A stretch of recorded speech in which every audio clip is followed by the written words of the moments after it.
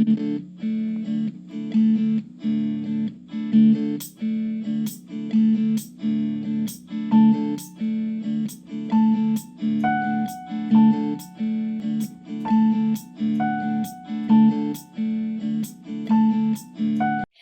movers and shakers. Thank you so much for joining me. Today, I'm talking with a woman who has inspired countless people around the world to feel empowered, to feel confident, and to dream big.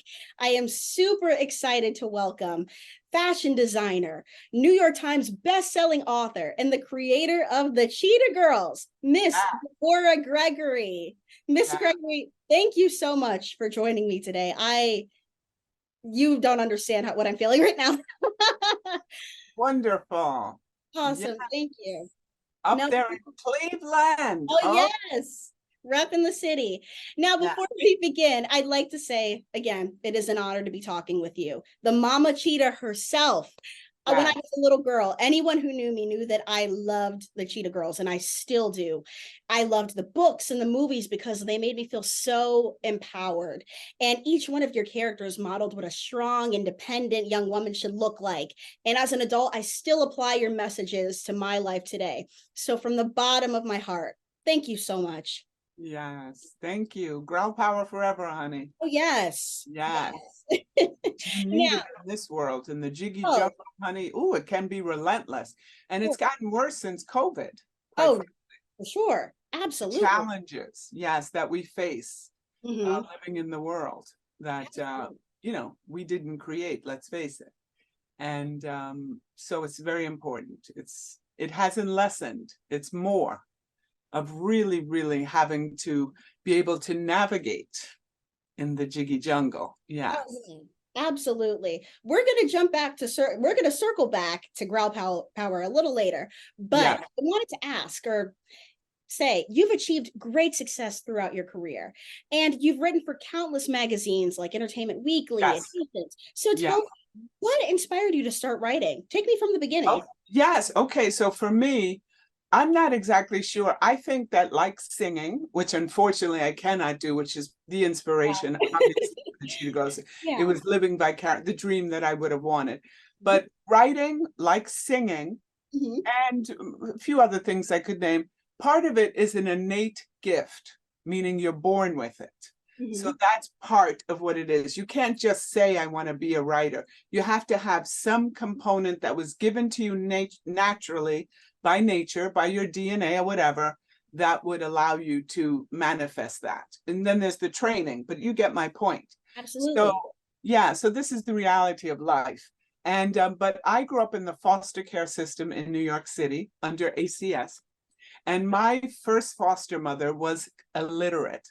I mean, the woman could not read or write, and we weren't supposed to know this, of course. But my job was to read and write everything for her. And I think, and she was a very mean woman, but I think it's kind of like that sort of, simile of, some of the people who got to be in the big house, and, it reminds you of that because she was frightening or whatever, but that's certainly, she needed me more, and the other kids were more abused. So, and, I'm talking about, it was writing letters to her sis. She had a big family, like down south and wherever they were, reading the letters, the bills, whatever. It was real. I think that's part of why I valued writing. Wow. Think about it. What if the woman had told me to tell her jokes? Remember, she was frightening. And, a foster parent has so much power over you. I mean, you are really in the most vulnerable position. When you really are. It's very vulnerable to be a foster child. Absolutely. In the wrong hands, especially. And I'm sure you've heard lots of stories. They're all true. It's a very delicate thing, and you're very lucky if you get placed in a foster home with people who are decent. And it does happen, but it didn't happen to me. But because most people, if they really want a child, they begin the adoption process. Because then the child is yours. So the foster care system is riddled with people who are getting paid because, they don't have, for reasons or whatever. And so if she had said to me, tell me jokes, tell me something funny, I guarantee you I would be a comedian. Oh, really? Wow. Think about it. This woman had so much influence over me. She really was. I was terrified of her. And Mhm. so I'm thinking there probably is a correlation between these two things. Absolutely. Because I made clothes, I had other talents or whatever naturally.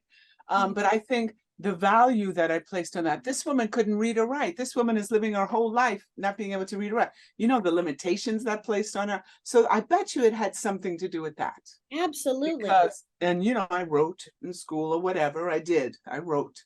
Mhm. But for me, see, your generation is different. In Mhm. my generation, we would run to the newsstand to buy the magazine.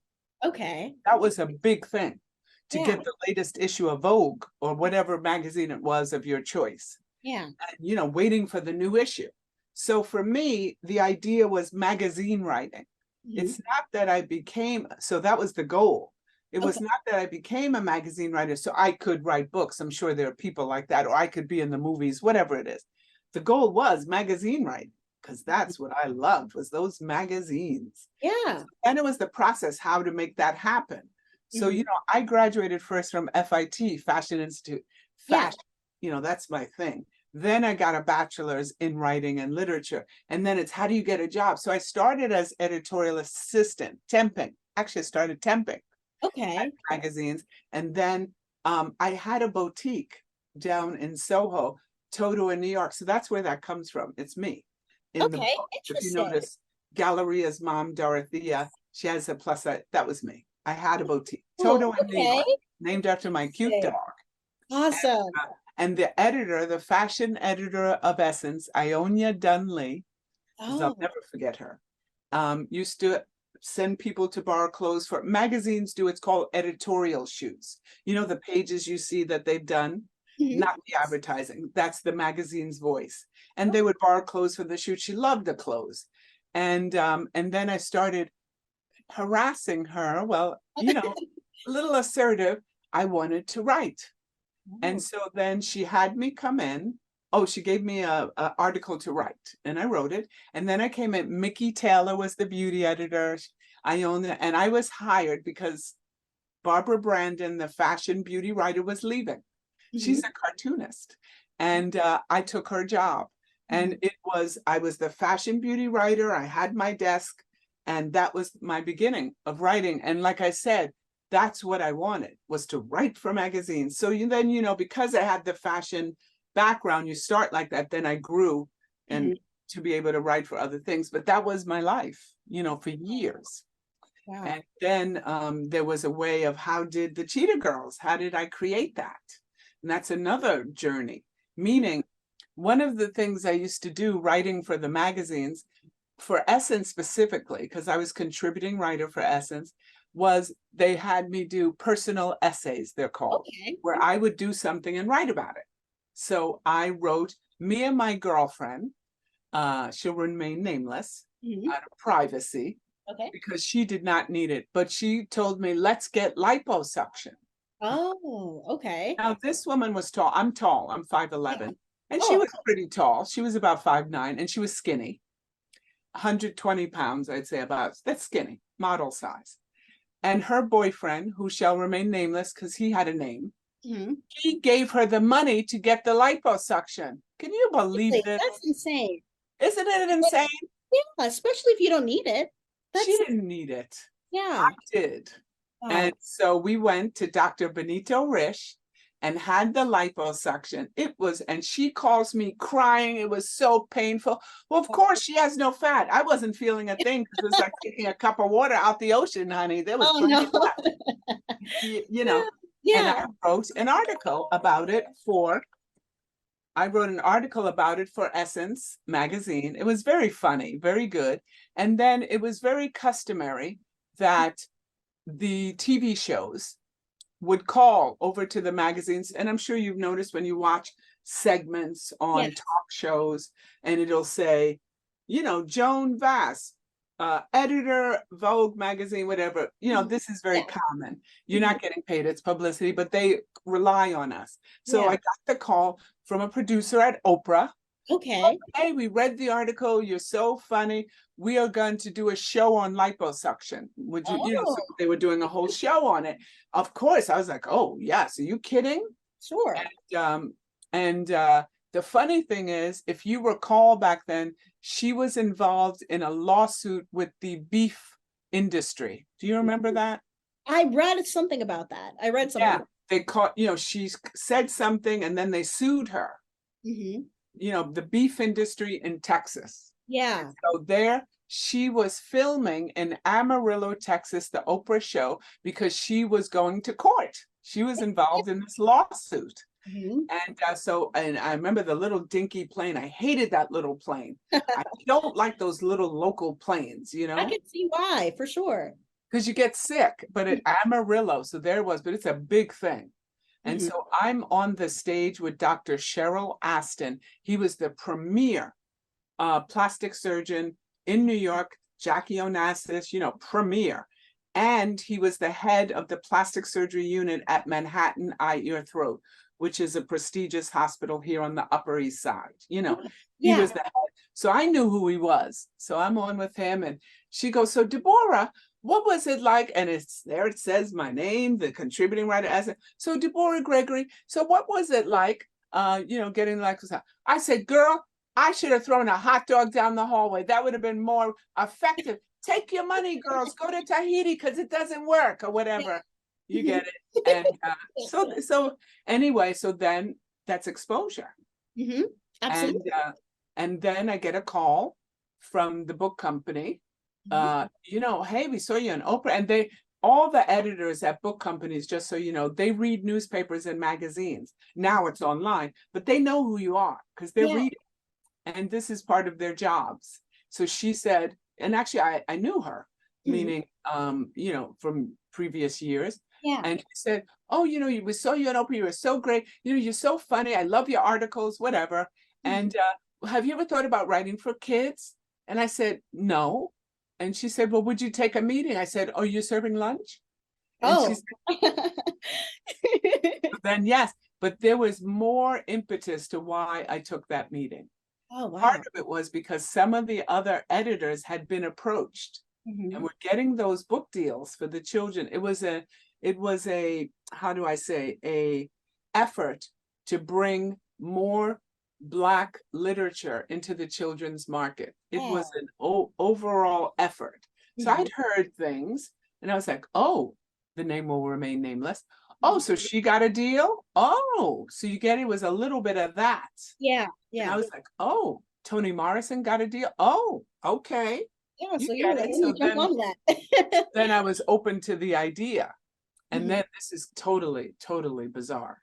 Okay. I told you I wrote these personal essays. Another one I did, somehow maybe it had come up that I didn't believe in the psychic thing. I was like, "Oh, what a bunch of nonsense."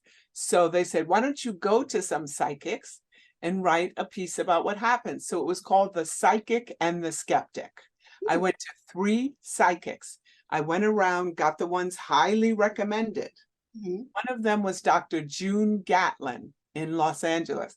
And part of why I picked her, because Los Angeles, I wanted the trip. Oh, wow. Of course, who wouldn't want it? Yeah. No, I had lots of friends in LA. Oh, yeah, for sure. Yeah, so it was like, "Oh, great trip. Okay." And but I didn't believe in this at all. And so then I remember there was some pennies outside her door. So I was like, "Would you look at this?" And then I sit there, I'm like, "Oh, in the house, the decor." I'm like, "Oh, yeah, maybe it was South Central, whatever it was, a little house." And then she said, "Don't talk. I will tape you. And, don't speak while I'm talking." I'm like, "Oh, please, whatever." And then she opened, now, mind you, she doesn't know who I am. She doesn't know I'm writing an article. Okay. She didn't even know my last name. Okay. She asked for my date of birth. That was it when I made the appointment. And what time of day or something like that, I remember. But that's it. And so she opens her mouth and she goes, "God does not want you to feel abandoned just because you're an orphan." Now, exactly. So that's a very definite thing to say. And then I remember I had a spooky feeling. It changed my whole tenure of how I felt. All of a sudden, I was shocked. I was like, "How does she know that?" Spooky. Yeah. And then I'm really paying attention. Oh, wow. And she talks and she says some biblical things. You know, she's this very interesting person. She said, you know, you're going to create this thing for children that is going to be they're really going to love it. And I went, aha, see, I knew she was a phony because now this is before that incident with Oprah, remember? Yeah, yeah. I said, because I have no interest in children. Hmm. And so then I thought, oh, fraud. See, knew it, knew it, knew it. And she kept talking. And as I recall, you get a tape, I think. I think she gave me a tape. I can't remember now. But I was spooked by that experience. Mm-hmm. So then fast forward, and here I do that one on Oprah.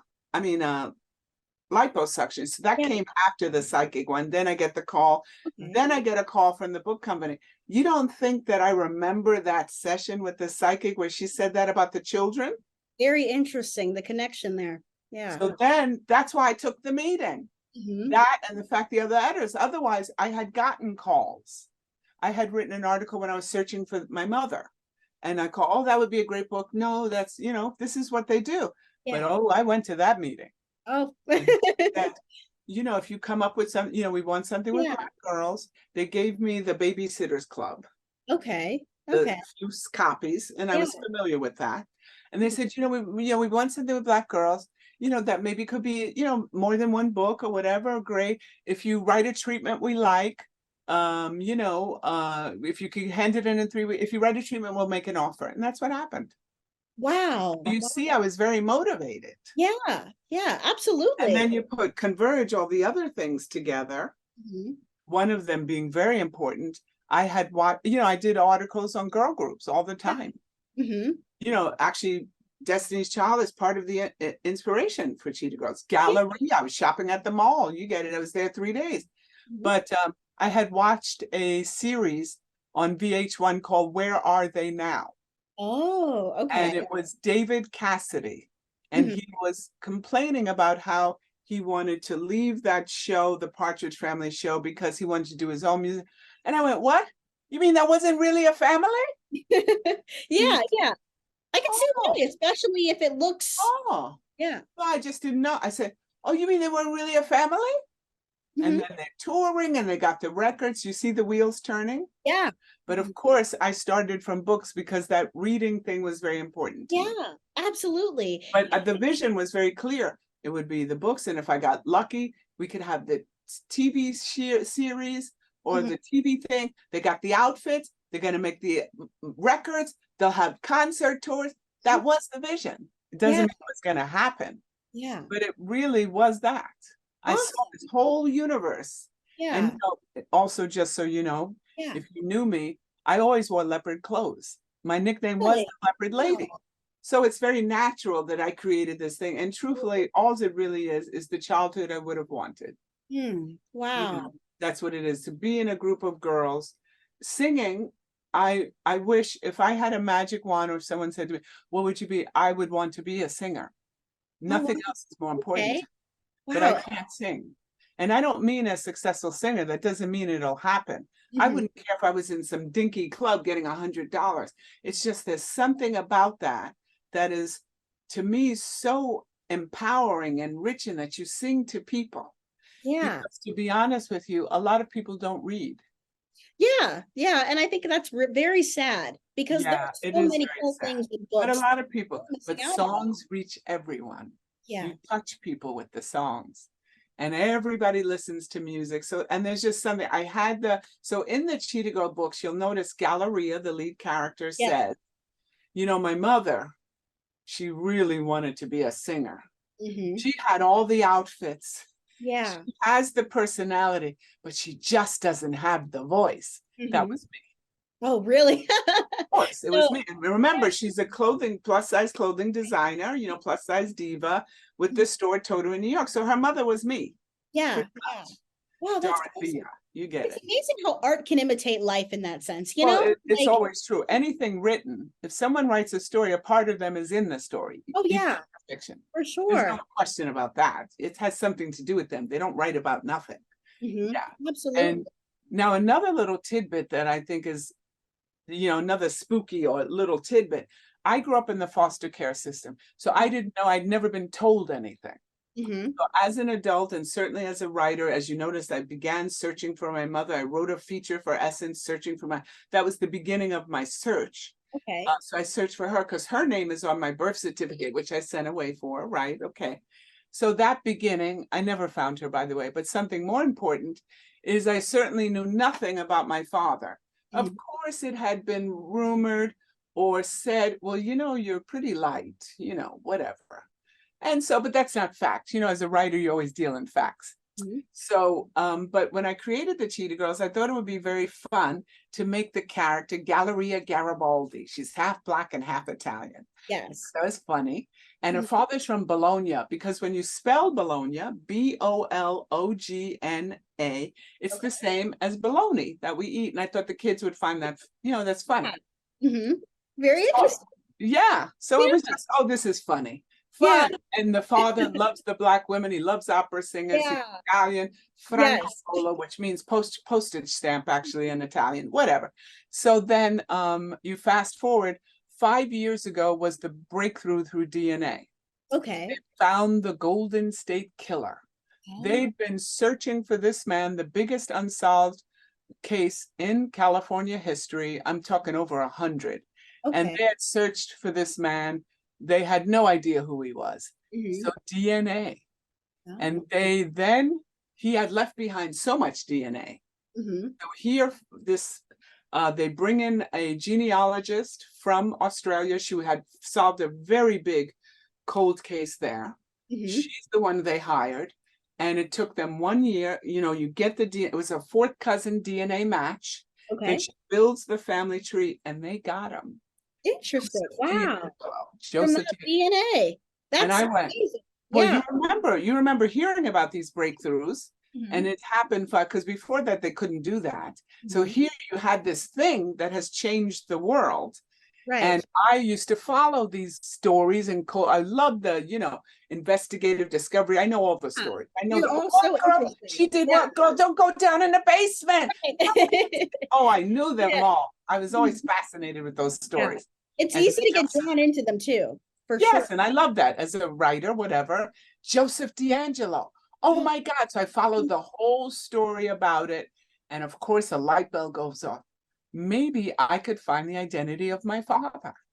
wow. So I then take a DNA test on all 5 sites.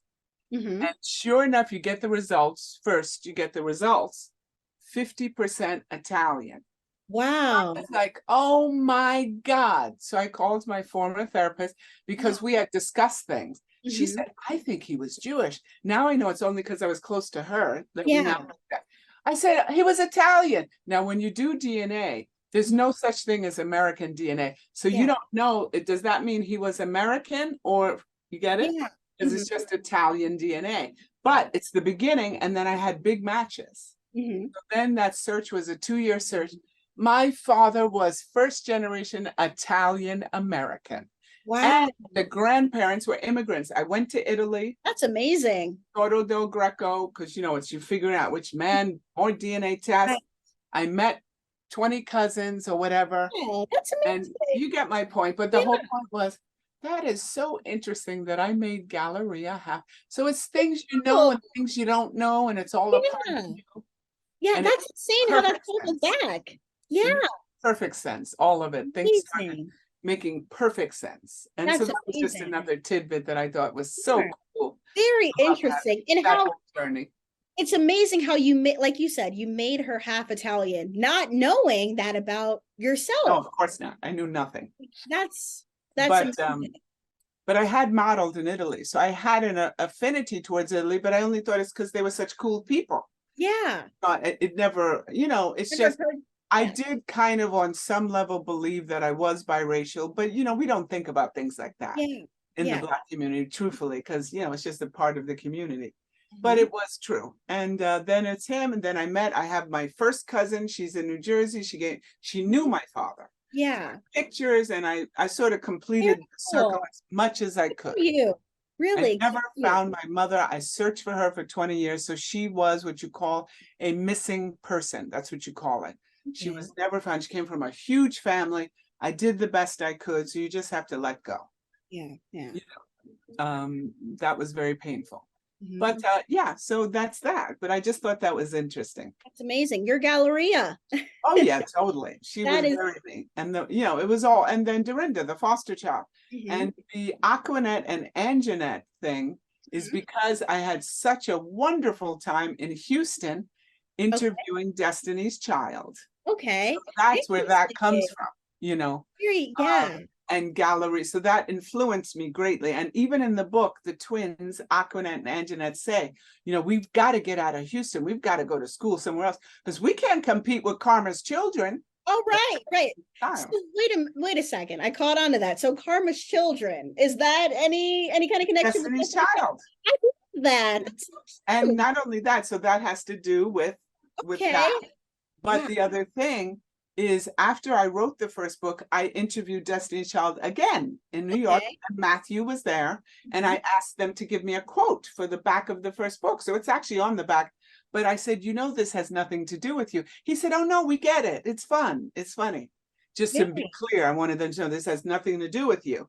For sure. Yeah. Very cool. Very, Yeah. very cool. Now, I have to ask, or for those of you who don't know, just for clarification, because some people may not know, but the Cheetah Girls are they're a multicultural music group of teenage girls who dream of being musical superstars.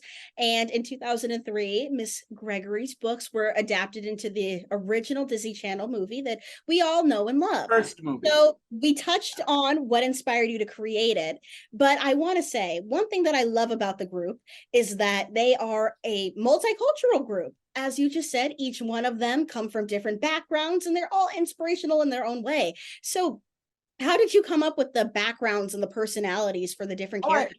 well, it's obvious. Part of it is me. Of course, of course. Yeah, and I explain some parts Yeah. of that. And the other part is you make it up. So, Yeah.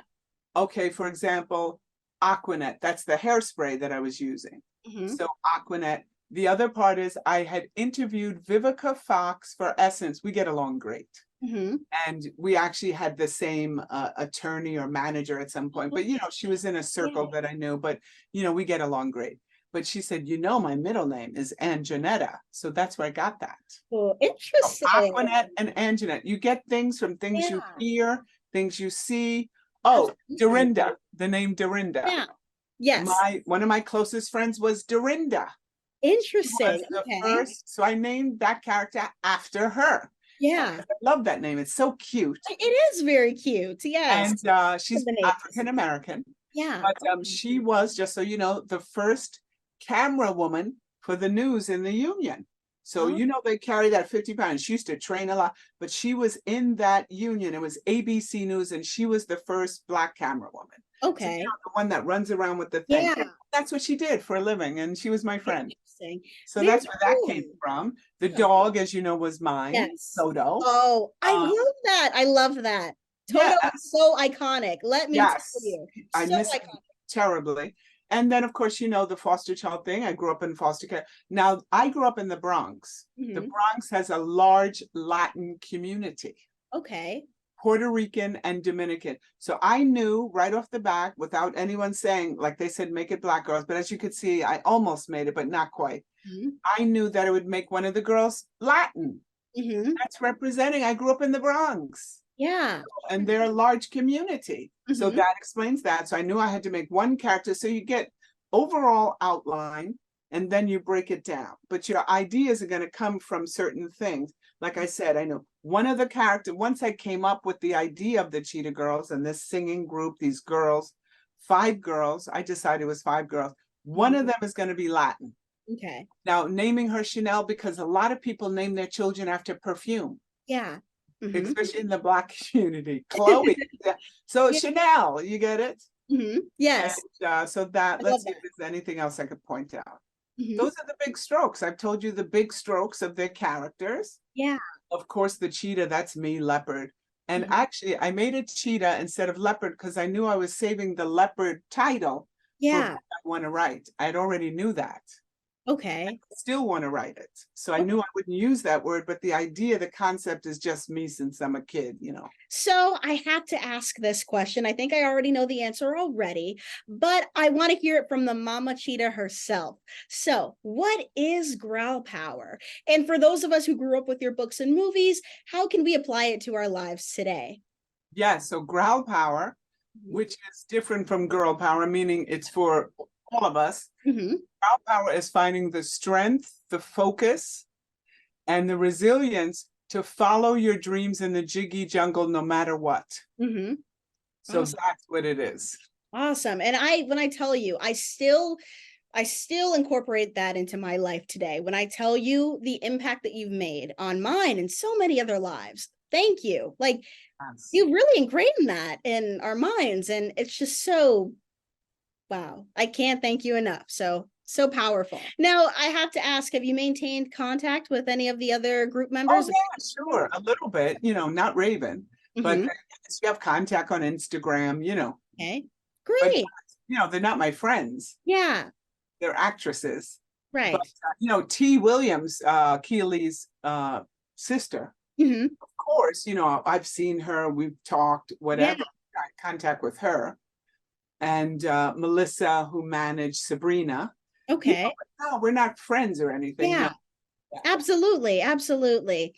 Now again, going back to what I've been saying throughout this entire interview, you were such a big part of mine and so many other lives through your writing. How does it feel to see the impact that you've made on a generation of cheetah girl lovers around the world? That's got to feel great.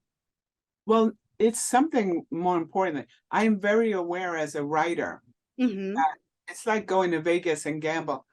I had this vision Mm-hmm. happen. That's 1 out of 1 billion, because most of the time it doesn't. It Mm-hmm. just gets sidetracked, you know, the option or the project doesn't work or Yeah. whatever. And so that's what's more important, that my vision remained intact Okay. and through the whole thing. So Mm-hmm. that's like, wow, most artists don't get that. Most Yeah. writers, you know, the vision is so tampered with in so many ways and stuff, or it doesn't reach or whatever. Mm-hmm. So I look at that, and the bottom line is that it achieved what I wanted.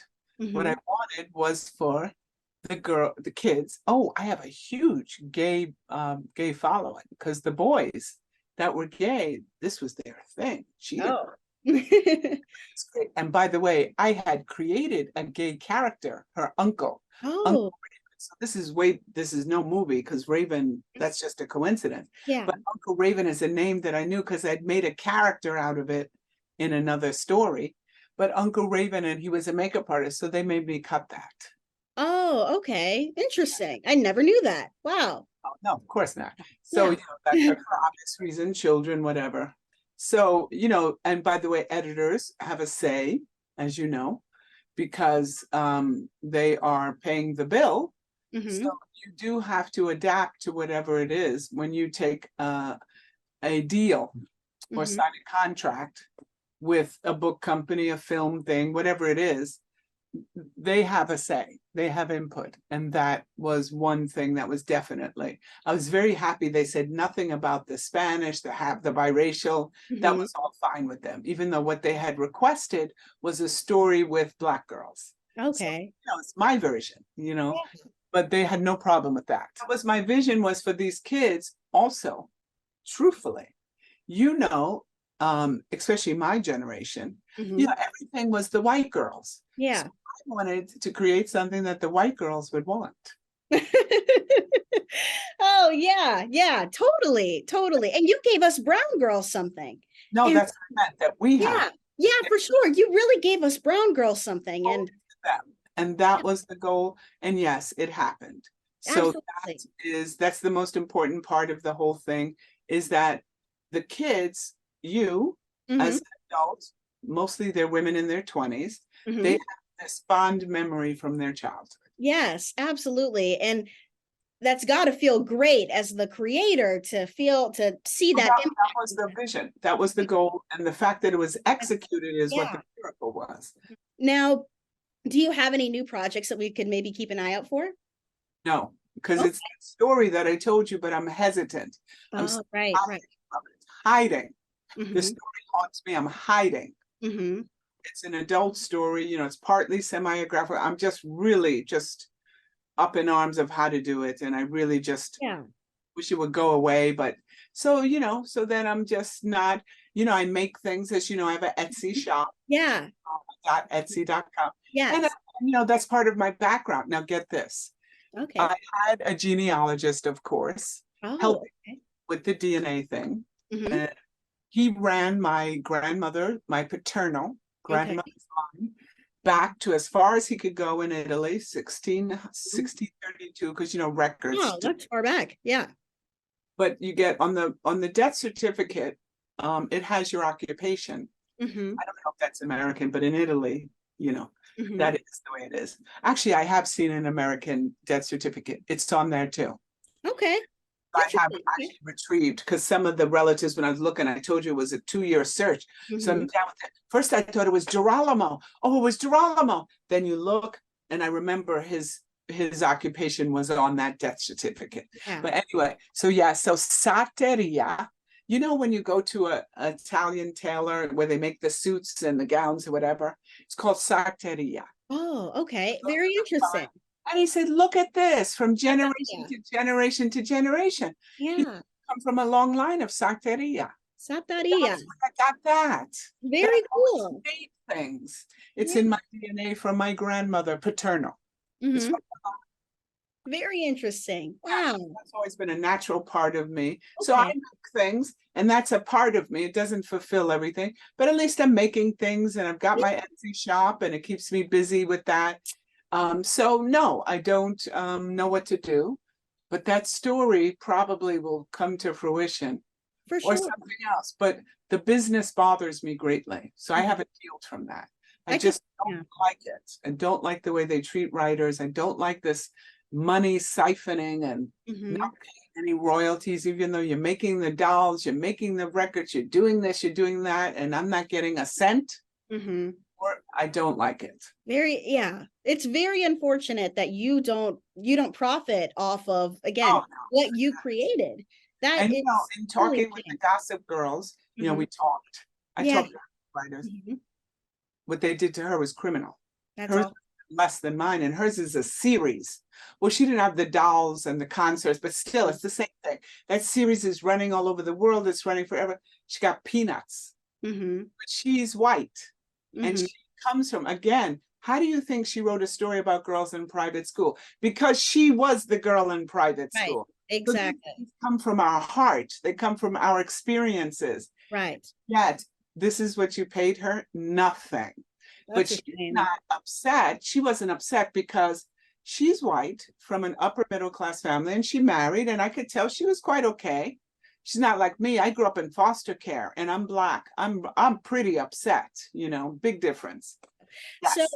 chasing your dreams, switching gears, is one of the major messages in your books. So Oh, what advice can you give to people who are currently working towards theirs? oh, it's very clear. Mm-hmm.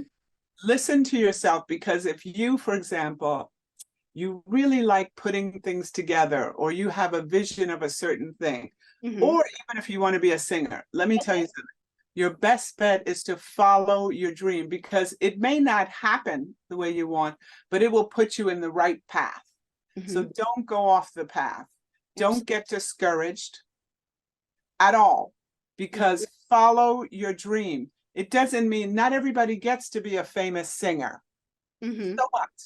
You love singing, then you better follow that, even if you end up singing for $100 a night in a club, or you end up teaching singing. The point is, that's you. Absolutely. Don't go off the path. That's my truth. Thank you so much, Miss Gregory, for taking the time out of your busy schedule to chat with me today.